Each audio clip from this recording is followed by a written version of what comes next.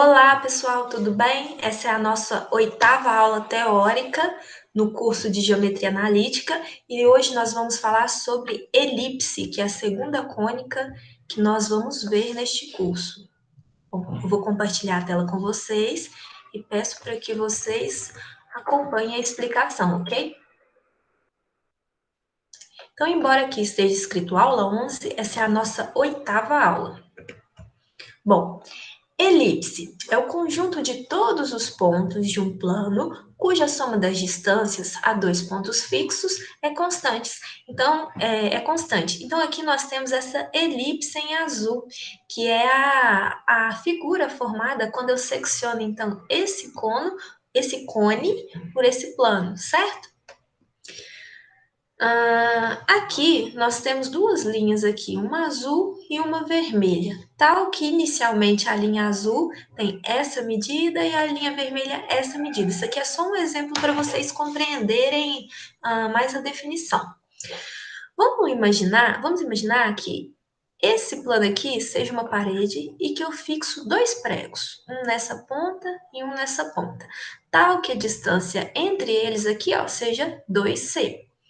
Se eu fixo dois pregos aqui e um prego aqui acima e passo um barbante aqui entre esses pregos, quando eu giro aqui nesse sentido, significa que não importa em qual posição eu esteja, não importa se na posição onde eu esteja o azul fique maior ou menor do que o vermelho, o que importa é que essa soma vai se manter sempre constante. Então vamos lá para a definição.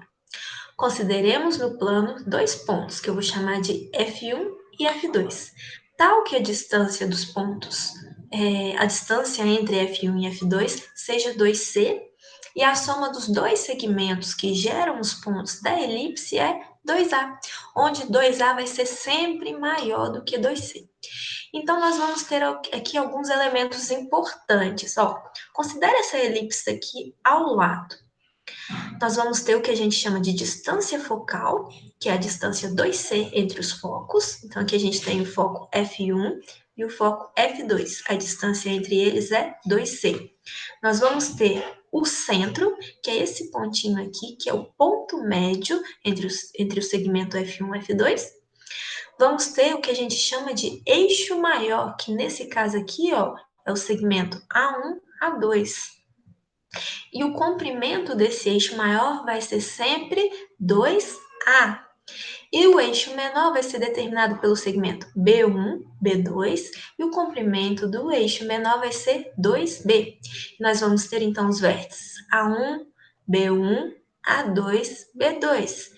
A excentricidade também vai ser um elemento importante e ela vai ser dado pelo valor C sobre A. Notem aqui, ó, que eu tenho então um triângulo retângulo, certo?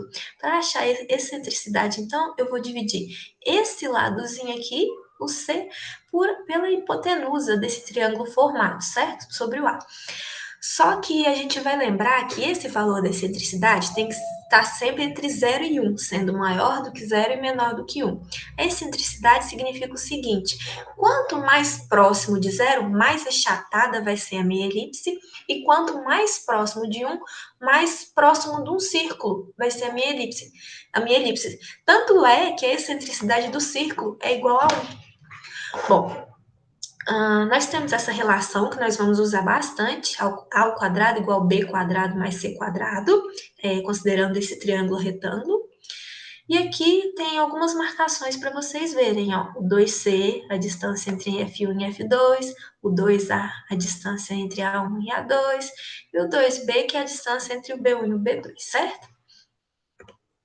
Agora, uma curiosidade, ó. Segundo o astrônomo Kepler, qualquer planeta gira em torno do Sol segundo uma órbita elíptica, da qual o Sol ocupa um dos focos. Então, nós temos aqui a representação do Sol e da Terra.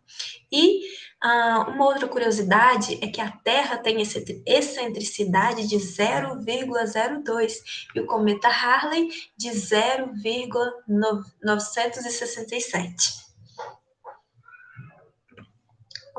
Então, assim como nós vimos para parábolas, as elipses também vão ter as equações reduzidas. Agora, eu vou mostrar para vocês como chegar nessas equações. Então, eu peço que vocês acompanhem o raciocínio, certo? Então, seja a elipse de centro C de coordenada 0, 0, que é aqui, eu vou fazer essa observação, então, analisando esse caso aqui, essa elipse. E primeiro, vamos considerar quando o eixo maior está sobre o eixo dos x, ou seja, o eixo maior da elipse aqui, A1, A2, está sobre o eixo dos x. Seja o ponto P de coordenadas x e y um ponto, que é esse pontinho aqui representado, e seja os focos F1 com coordenadas menos 6, 0 e F2 com coordenadas 6, 0. Pela definição, P até F1 mais a distância de P até F2 é 2A. Ou, tratando isso vetorialmente, para achar as coordenadas, então eu vou falar que o módulo de F do vetor F1P mais o módulo do vetor F2P vai ser igual a esse 2A. Então, trocando esse módulo dos vetores pelas coordenadas deles, basta eu fazer módulo de P menos F1 mais módulo de P menos o ponto F2, menos a coordenada do ponto F2 vai ficar o seguinte, ó, P menos F1, então vai ficar x menos C, x mais c, y menos 0. Agora, F2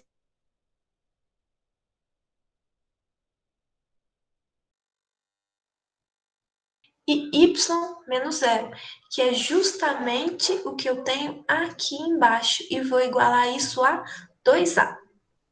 Para calcular o módulo, eu elevo as coordenadas ao quadrado, somo e tiro a raiz, que é justamente o que nós temos aqui no próximo passo. Ao resolver esse produto notável aqui, ó, x mais c ao quadrado e x menos c ao quadrado, vai ficar o seguinte, ó, x quadrado mais 2xc mais c ao quadrado mais y ao quadrado, dentro da primeira raiz. Igual 2a, passando essa raiz para lá, vai ficar menos raiz de x quadrado menos 2xc mais c ao quadrado mais y quadrado dentro da segunda raiz, que é o que nós temos aqui. Quando eu elevo ambos os lados ao quadrado, a gente tem esse outro passo aqui. Só que eu não posso esquecer que eu tenho essa subtração. Então, tudo isso aqui, ó, está elevado ao quadrado. E não só esse termo com a raiz, ok? Bom, aqui no primeiro termo, o quadrado cancela com a raiz e sobra só o x quadrado mais y quadrado mais 2xc mais c ao quadrado.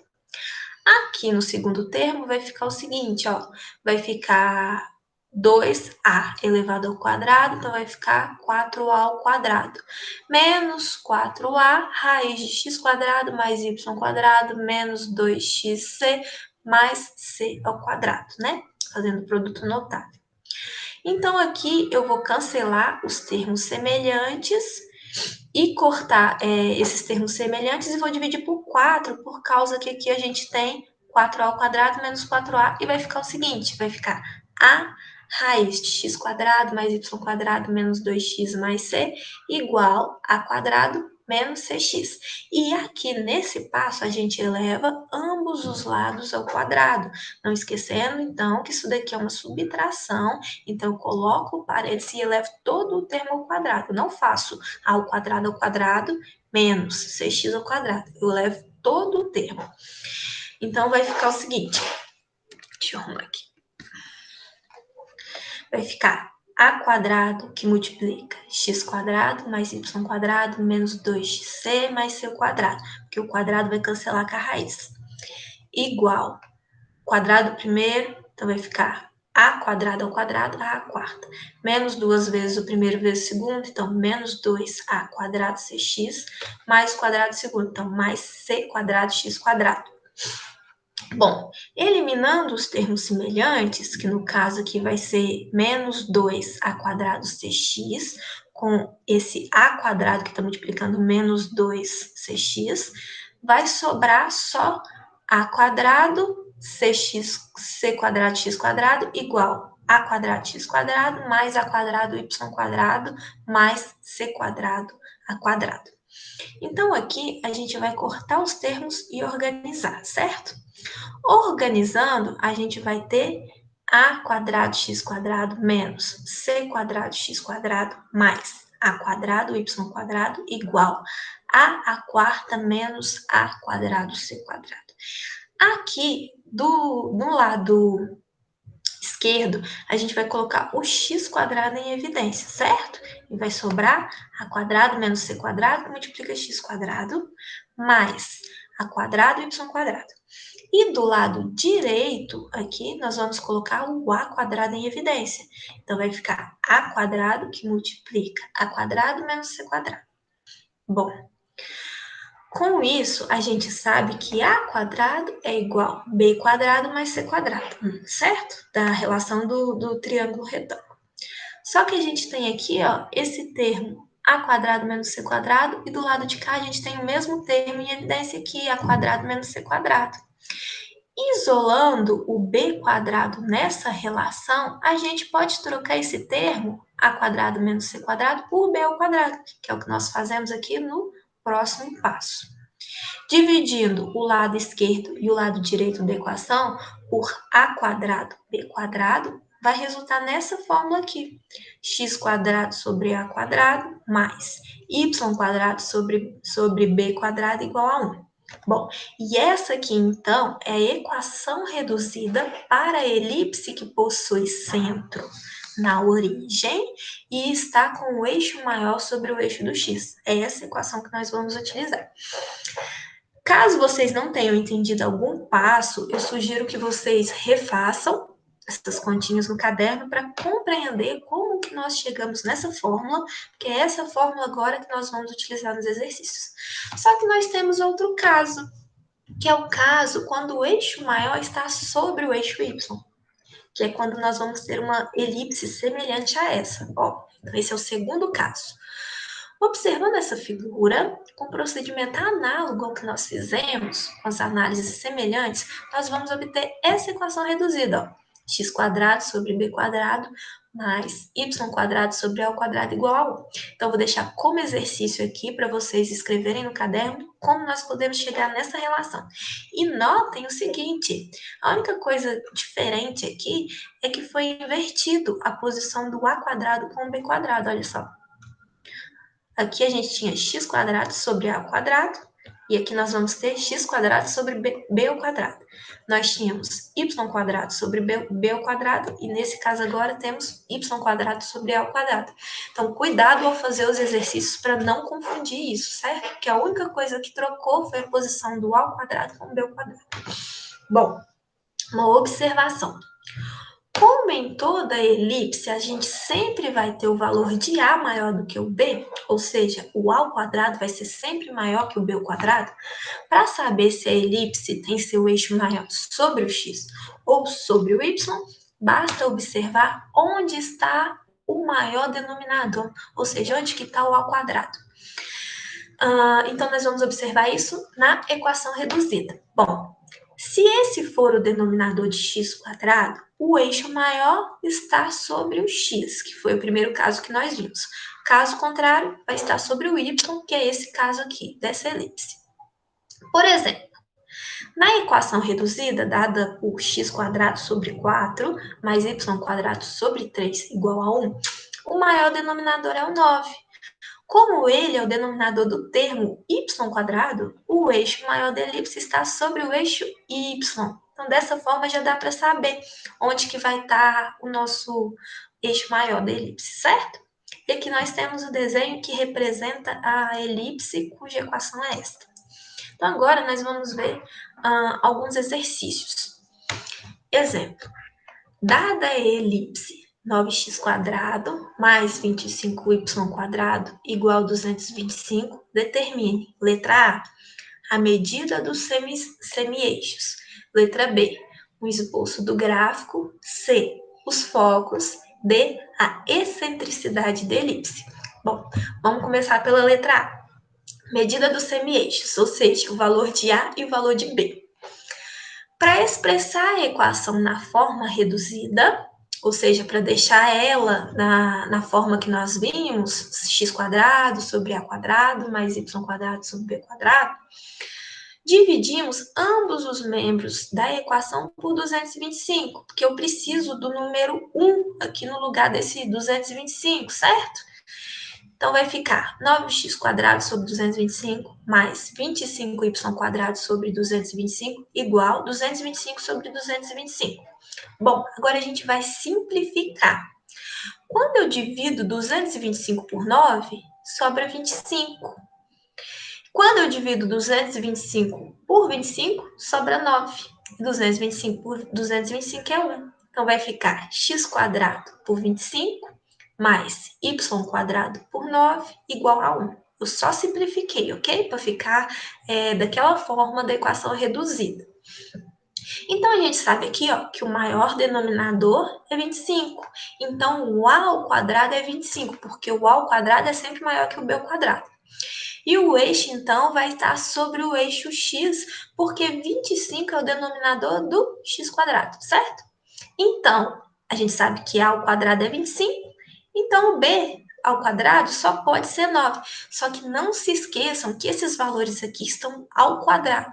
Então, para achar a medida dos semi-eixos, eu tiro a raiz.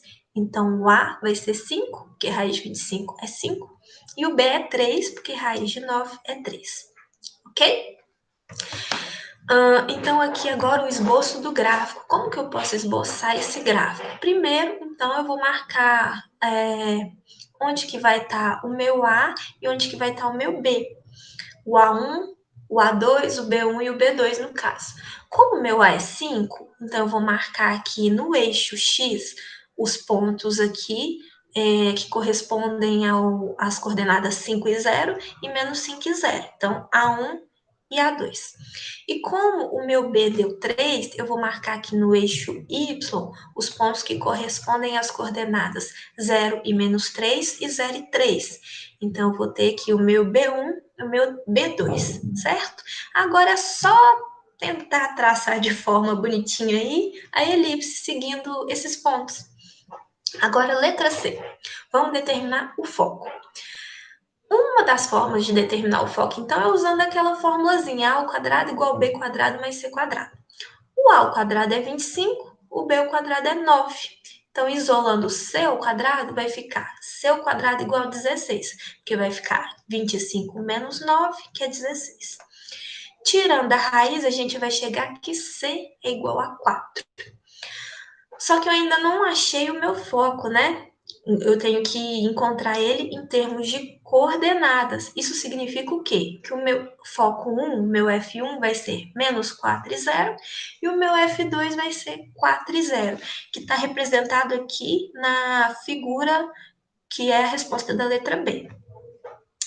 Agora, por último, qual que é a excentricidade? A excentricidade, a gente viu que ela é dada por C sobre A. Então, basta substituir. O C eu encontrei aqui que é 4 e o A eu sei que é 5. Então, a excentricidade é 4 sobre 5. Lembrando que quem quiser testar tem que ser sempre um valor maior que 0, menor que 1, ok? Agora, outras formas da equação da elipse. Assim como nós vimos para parábolas, pode ser que eu tenha um eixo aí deslocado, pode ser que o meu centro, então, da elipse não esteja no 0, 0. Então, seja elipse de centro C com coordenadas H e K, onde H e K vai ser diferente de 0. Consideremos somente os casos dos eixos da elipse serem paralelos aos eixos coordenados, ou seja, o meu y' vai ser paralelo ao y e o meu x' vai ser paralelo ao x, como representa aqui essa figura ao lado. O primeiro caso, então, o eixo maior é paralelo ao eixo do x, que é essa figura aqui ao lado. Utilizando uma translação de eixos, sua equação reduzida será dada por x' ao quadrado sobre a ao quadrado mais y' ao quadrado sobre b ao quadrado, igual a 1. Para expressá-la em relação ao sistema original, xy, utilizaremos as fórmulas de translação, que nós já vimos na aula passada. A gente vai falar que x' é x menos h, onde esse h aqui é o deslocamento em x, e o y' é o y menos k, onde esse k vai ser o deslocamento em y. Então, substituindo aqui em cima, vai ficar x menos h ao quadrado sobre a ao quadrado, y menos k ao quadrado sobre b ao quadrado igual a 1, que é a forma padrão para esse caso. Qual caso? O caso onde o eixo maior é paralelo ao eixo do x. Agora o segundo caso fala o seguinte: quando o eixo maior é paralelo ao eixo dos y, de modo análogo ao primeiro caso, teremos x menos h ao quadrado sobre b ao quadrado, mais y menos k ao quadrado sobre a ao quadrado, igual a 1. Então, nesse caso, semelhante à fórmula da equação reduzida por centro na origem, a única coisa que a gente vai inverter, então, são as posições do a ao quadrado e do b ao quadrado, certo? Agora vamos ver um exemplo. Obter uma equação de elipse cujo eixo maior é paralelo ao y, tem centro com coordenadas 4 e menos 2, excentricidade igual a meio e o eixo menor tem medida 6. Bom, solução. Como o eixo maior da elipse é paralelo ao eixo dos y, ou seja, é o y', sua equação é da forma x menos h ao quadrado sobre b ao quadrado mais y menos k ao quadrado sobre a ao quadrado, igual a 1. Com h igual a 4, ou seja, aqui o meu centro tem coordenadas 4 e menos 2. Então, o meu h é 4 e o meu k é menos 2.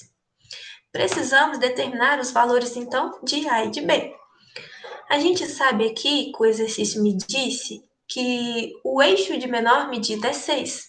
Então, a gente sabe que 2B é igual a 6, isolando B é igual a 3. A gente sabe aqui também no exercício que a excentricidade é igual a meio. E a excentricidade é dada por C sobre A. Então, C sobre A é igual a meio. Então, dessa relação aqui, se eu multiplicar C sobre A por A, o A cancela em cima e embaixo, sobra C. Só que como eu fiz isso do lado esquerdo, eu tenho que fazer do direito. Então, eu vou multiplicar meio por A, que fica A sobre 2. Então, C igual a A sobre 2.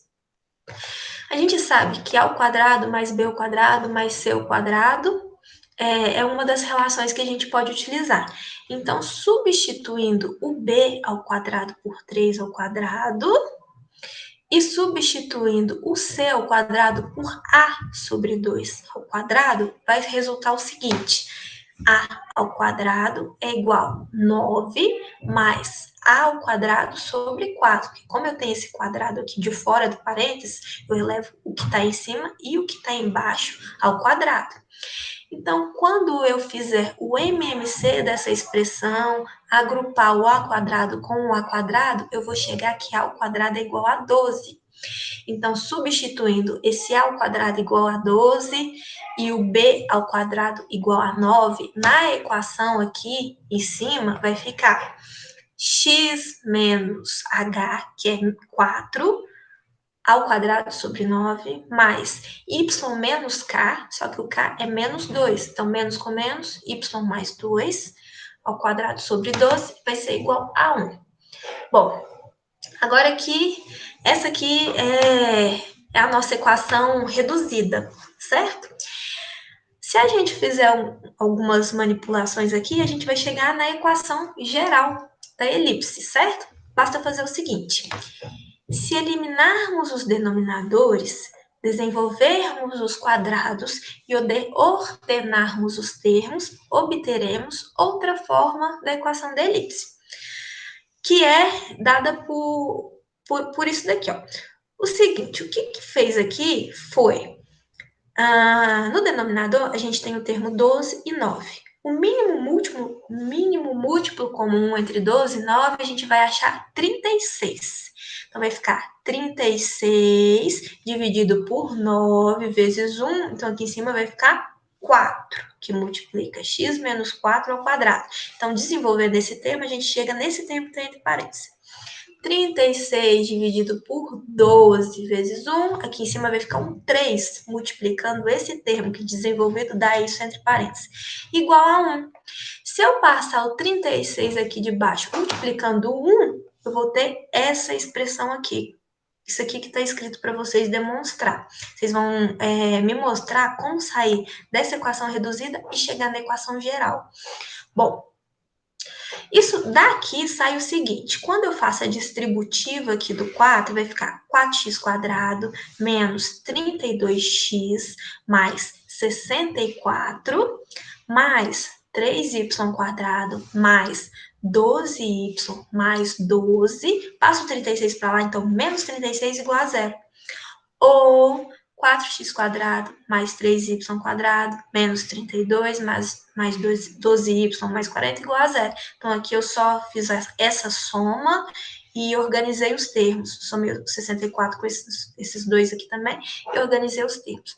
Então, essa é a equação geral desta elipse e tem a forma ax² mais by² mais cx mais dy mais f igual a zero, onde A, B, C, D e F vão ser, então, números reais, ok? Então, desenvolvam isso daí para vocês ver se conseguem chegar nesse resultado. Agora, equações paramétricas. Assim como nós tínhamos também para as parábolas, nós vamos ter equações paramétricas para a elipse. Consideremos a elipse de equação x² sobre a² mais y² sobre b² igual a 1. Tracemos a circunferência de centro O e raio igual ao semi-eixo maior Azinho da elipse, ou seja, essa figura aqui, ó, nós temos essa circunferência, temos aqui o centro O, temos aqui o raio de tamanho Azinho, que está representado, e está traçando, então, uma circunferência com o tamanho desse raio Azinho. Seja P o ponto de coordenada XY, que está representado aqui, um ponto qualquer da elipse. A reta que passa por P e é paralela ao eixo Y, que essa é reta aqui, que eu estou mostrando para vocês, intercepta a circunferência aqui nesse ponto A. E o raio OA determina com o eixo do X esse ângulo θ. Do triângulo a linha OA, vem que OA', que aqui no caso vai ser o cateto adjacente desse triângulo retângulo, vai ser igual OA, que é a hipotenusa, vezes cosseno de θ. Essa daqui é uma relação que vocês já viram, aquela relação cosseno de θ é igual ao cateto adjacente sobre a hipotenusa. Se eu isolo o cateto adjacente, eu fico que o cateto adjacente é igual a hipotenusa vezes cosseno de θ, que é o que está escrito aqui. Dessa forma, nós podemos falar que a coordenada x vai ser dada por A vezes cosseno de θ. Como o x é a abscissa de um ponto da elipse, a ordenada y do mesmo ponto é calculada substituindo o valor de x na equação da elipse, da seguinte forma.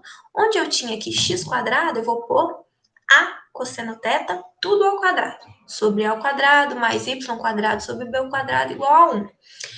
De onde, se eu fizer, se eu passar, se eu distribuir esse quadrado, vai ficar A² em cima, que vai cancelar com o de baixo. Então, aqui eu vou ter cosseno ao quadrado de θ mais y² sobre b² igual a 1. Então, eu vou passar o cosseno ao quadrado de θ para o lado direito vai ficar y² sobre b² igual a 1 menos cosseno ao quadrado de θ. E a gente sabe que seno ao quadrado de θ mais cosseno ao quadrado de θ é igual a 1. Quando eu faço essa relação, eu posso falar que 1 menos cosseno ao quadrado de θ é seno ao quadrado de θ. Isso é,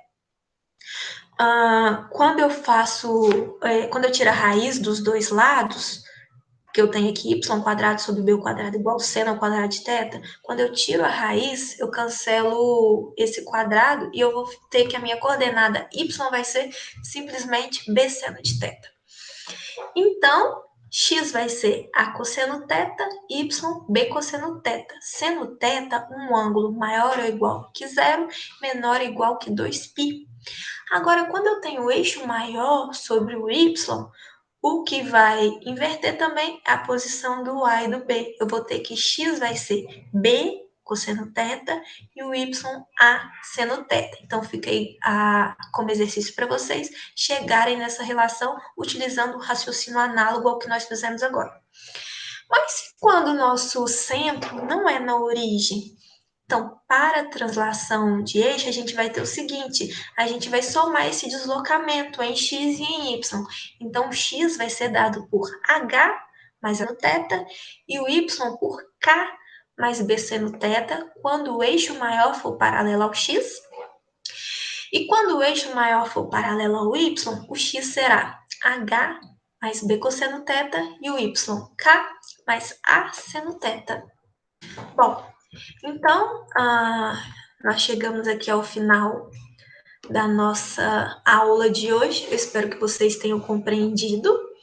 E agora vocês já podem baixar a lista de elipse e resolver os exercícios.